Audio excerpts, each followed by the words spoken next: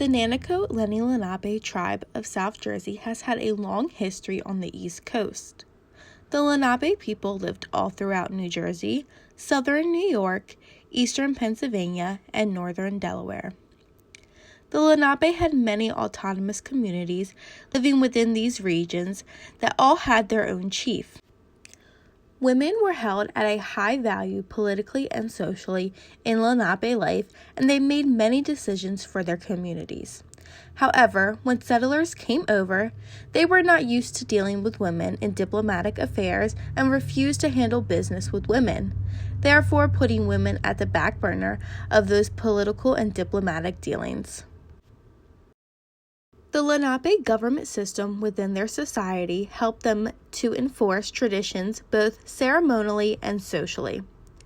Many people, when looking at the way the Lenape people govern themselves, will see distinct similarities as to how the U.S. government is run.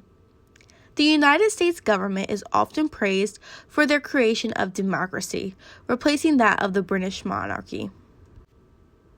There's a total of 9 councilmen, 4 trustee positions, and the other 5 are just, I don't know what the exact name is, but just regular councilmen. That is the chief, assistant chief, treasurer, and secretary. And do you know how they get elected? Yes. For the trustees, first, any one of the 4 trustees must have served on council to be a trustee.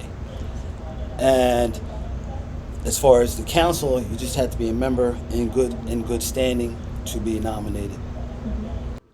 However, when children learn about the foundations of the U.S. government and how the Constitution was created, they do not learn about the heavy influence indigenous people had. Most of the Constitution and the foundations of the United States government are based on the Iroquois Confederacy.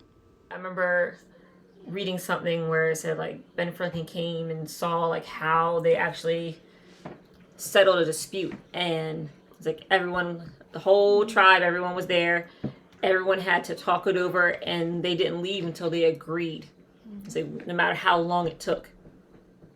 And so he took that basis idea and turned it into something that worked for the English that were here and the people that were here. It's in a lot of stuff he got backwards, but the basis that, there's people who are elected, people who are chosen, that's from Great Law of Peace. Everyone having to vote, everyone having a voice.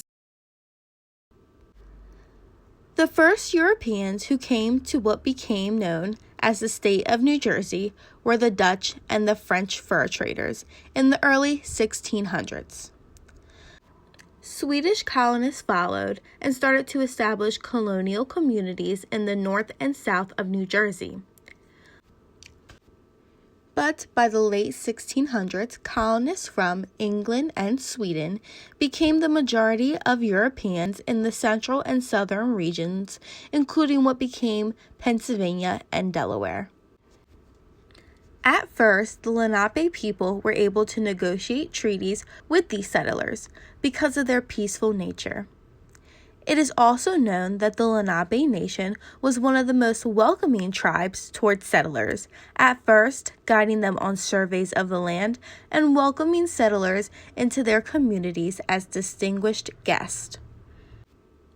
William Penn, a Quaker, was one of the first people to sign a treaty with the Lenape. The Europeans considered their treaties as giving them ownership of the land, while the Lenape, following their traditional practices, considered them as land-sharing agreements that would allow 2 people to live in partnership. William Penn had a close relationship to the Lenape people. And what I understand, that he was a pretty wealthy man and had a lot of, I guess back in the day used to be wealthy, a lot of land meant wealth. And I think my understanding of the story is that him and the Lenape people had a close relationship. William Penn actually, from my understanding of it, is William Penn actually had a good working relationship with our people. He tried to treat our people fairly. give them a fair price, not just trinkets for land purchases and things of that nature. He tried to work with them, and he, like you're talking about the Shakamoxon tree, or I'm not sure if I'm pronouncing it right or not, but the Penn Treaty. That was basically, it was just it was a treaty of friendship, where they decided, okay, we'll put this treaty down, and it's just us saying that we're going to assist you, and you will assist us, and we're not going to wage war against one another. We're going to try to help one another. That's what the treaty was. It wasn't written. There was nothing written down on the treaty. The belt, right? It was a wampum belt. It was our writing. A belt, when it's first presented, it's kind of like, okay, this is the proposal. Once it's presented and accepted, this is now the law. However, as the colonial population grew, so did their appetite for more land and for absolute control. It would not take long for the colonists to unlawfully take land and rights away from the Lenape people through deception and force. One of those colonists who took Lenape land through deception was William Penn's son, Thomas Penn, who created a fake document that would be known as the Walking Purchase of 1737. This fake document took miles of ancestral land from the Lenape people in Pennsylvania that they would never get back. When they took over, they came up with this idea that they presented to the Lenape people, and the idea was,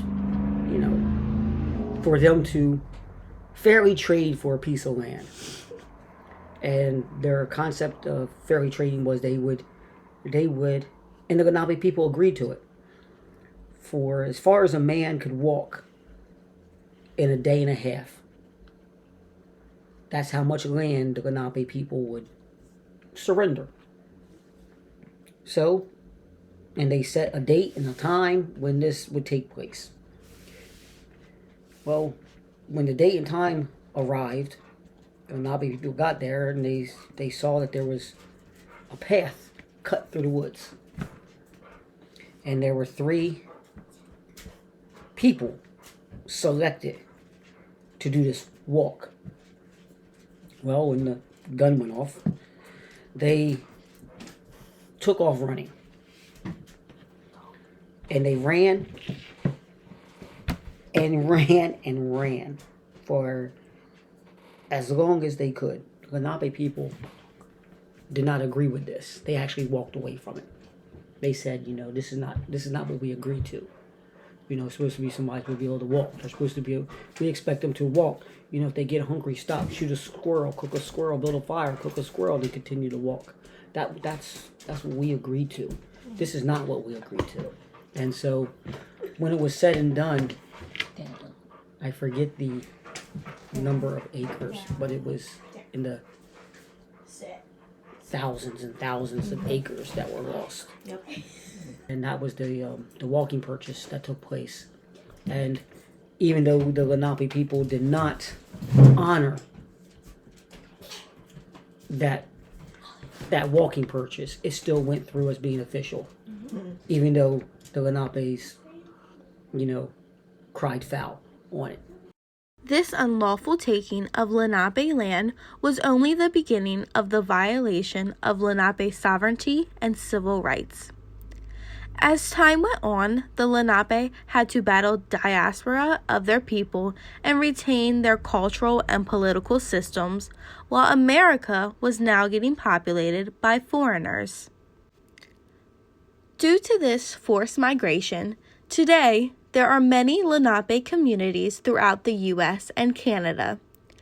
Many of those Lenape communities who stayed in New Jersey were forced to hide in plain sight within churches both in Delaware and New Jersey, and within tribal schools in Delaware. Many people do not know that the first treaty the United States signed after the Declaration of Independence was with the Lenapes in 1778, promising that if they aligned with the colonists during the Revolution, the new country would give the Lenapes statehood and a seat in Congress. However, that did not happen. This treaty would be known as the 1778 Treaty of Fort Pitt. It was not until the 1980s that the Nanticoke Lenni-Lenape tribal nation and the two other tribes of New Jersey, the Ramapo Lenape and Powhatan Lenape, were granted with their state recognition by New Jersey. Many members of the tribe were called protesting before the 80s for their rights to be state recognized. We were out in the streets of Bridgeton and Trenton and different places protesting to stopping traffic up there on Broad Street Hill, to let people know we were still here. Oh yeah, and to get attention of the local politicians and state politicians. Yeah, we did. We had to go through all that. Me being 9 years old out there protesting, in 1980. However, the three tribes in New Jersey's state recognition status was put into question almost immediately after being recognized by the state on beliefs that the tribes wanted recognition to open a casino. The belief that all tribes want to open up a casino has been a racist stereotype that has plagued indigenous nations. This stereotype and racist belief was also backed by big Atlantic City casino entrepreneurs. Okay, we have laws in our tribe about having casinos. Yep. And primarily it's for two reasons. One is spiritual, and because we know it's going to drag our people down, But the other one is the fact that anything that we touch that would interfere with the money-making situation with the state was going to be a black mark on our character. Due to this confusion on the status of their recognition, the three tribes lost many of their funding, grants, business partnerships, and many other aspects through the state. The Nanticoke Lenni-Lenape tribe filed a lawsuit against the state of New Jersey in 2015, stating that the state of New Jersey was stripping the tribe of their basic civil rights. It was not until 2018 that the tribe had won the lawsuit.